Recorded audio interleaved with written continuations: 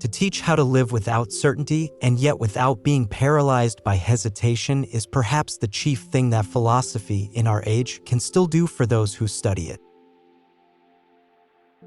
In intoxication, physical or spiritual, he recovers an intensity of feeling which prudence had destroyed. He finds the world full of delight and beauty, and his imagination is suddenly liberated from the prison of everyday preoccupations. They had a maxim, nothing too much, but they were in fact excessive in everything, in pure thought, in poetry, in religion, and in sin. It was the combination of passion and intellect that made them great while they were great. The influence of geometry upon philosophy and scientific method has been profound. Mathematics is the chief source of the belief in eternal and exact truth, as well as in a supersensible, intelligible world. Philosophical theories, if they are important, can generally be revived in a new form after being refuted as originally stated. Refutations are seldom final. In most cases, they are only a prelude to further refinements. In spite of political collapse, the prestige of Athens survived, and throughout almost a millennium philosophy was centered there. Alexandria eclipsed Athens in mathematics and science, but Plato and Aristotle had made Athens philosophically supreme. Sparta's reality diverged from its theory. Despite Spartan education emphasizing contempt for riches and a simple life, Herodotus noted that, surprisingly, no Spartan could resist a bribe. The good man should be unwilling to imitate a bad man, leading Plato to banish dramatists from his city, emphasizing the challenge of portraying faultless characters in plays. The philosopher is a man who loves the vision of truth. The man who only loves beautiful things is dreaming, whereas the man who knows absolute beauty is wide awake. The former has only opinion, the latter has knowledge. Philosophy, for Plato, is a kind of vision, the vision of truth, an intimate union of thought and feeling that reveals the interconnectedness of the universe. The soul is like an eye. When resting upon that on which truth and being shine, the soul perceives and understands and is radiant with intelligence.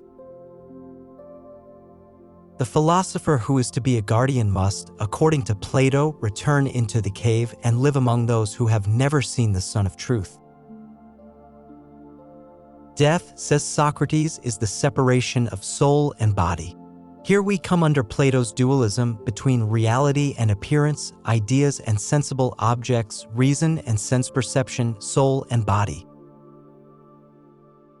Liberation from the tyranny of the body contributes to greatness, but just as much to greatness in sin as to greatness in virtue. The soul, when using the body as an instrument of perception, is dragged into the realm of the changeable, but in reflection it passes into the world of purity, eternity, and wisdom, free from erring ways. There is one kind of being which is always the same, uncreated and indestructible, never receiving anything into itself from without, nor itself going out to any other, but invisible and imperceptible by any sense, and of which the contemplation is granted to intelligence only. The mind contemplates some things through its own instrumentality, others through the bodily faculties. We perceive hard and soft through touch, but it is the mind that judges that they exist and that they are contraries. The life of the rational soul consists in contemplation, which is the complete happiness of man, though not fully attainable.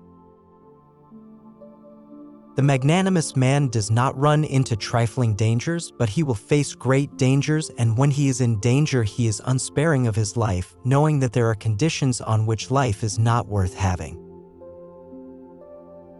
Happiness lies in virtuous activity, and perfect happiness lies in the best activity, which is contemplative. Contemplation is preferable to war or politics or any other practical career because it allows leisure, and leisure is essential to happiness. Property should be private, but people should be so trained in benevolence as to allow the use of it to be largely common. Benevolence and generosity are virtues, and without private property, they are impossible. The purpose of education is virtue, not usefulness. Aristotle envisions cultivating cultured gentlemen for the state, combining aristocratic mentality with love of learning and the arts. The essence of a thing consists of those properties in the absence of which we would not use the name for that thing. The question is purely linguistic. A word may have an essence, but a thing cannot. Nature is in form rather than in matter. What is potentially flesh or bone has not yet acquired its own nature, and a thing is more what it is when it has attained to fulfillment. To conceive of the earth not as the center of the universe, but as one among the planets, not as eternally fixed, but as wandering through space, showed an extraordinary emancipation from anthropocentric thinking. The merit of the Copernican hypothesis is not truth, but simplicity. In view of the relativity of motion, no question of truth is involved. The mind is its own place and in itself can make a heaven of hell, a hell of heaven. Diogenes personally was a man full of vigor, but his doctrine, like all those of the Hellenistic age, was one to appeal to weary men in whom disappointment had destroyed natural zest. To whatsoever task thou sendest me, lead thou me on. I follow fearless, or if in mistrust I lag and will not, follow still I must. There is an element of sour grapes in Stoicism. We can't be happy, but we can be good. Let us therefore pretend that, so long as we are good, it doesn't matter being unhappy. The reign of Augustus brought happiness to Rome, but safety over adventure dulled life's savor. With the loss of youth, the best men grew either cynical or religious, and the hope of embodying ideals in earthly institutions faded. Rome acted as a blight on the Greek-speaking part of the empire. Thought and art alike declined. Life, for the well-to-do, was pleasant and easygoing, lacking incentives for strenuousness and offering little opportunity for great achievement.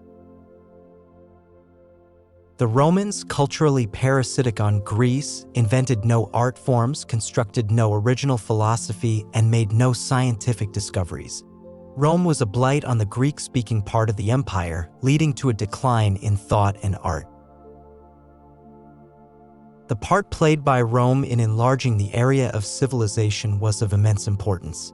It was owing to the diffusion of culture by Rome that the barbarians produced only a temporary eclipse, not a permanent darkness. To know the divine mind, we must study our own soul when it is most godlike. We must put aside the body and the part of the soul that molded the body and sense with desires and impulses and every such futility. What is then left is an image of the divine intellect.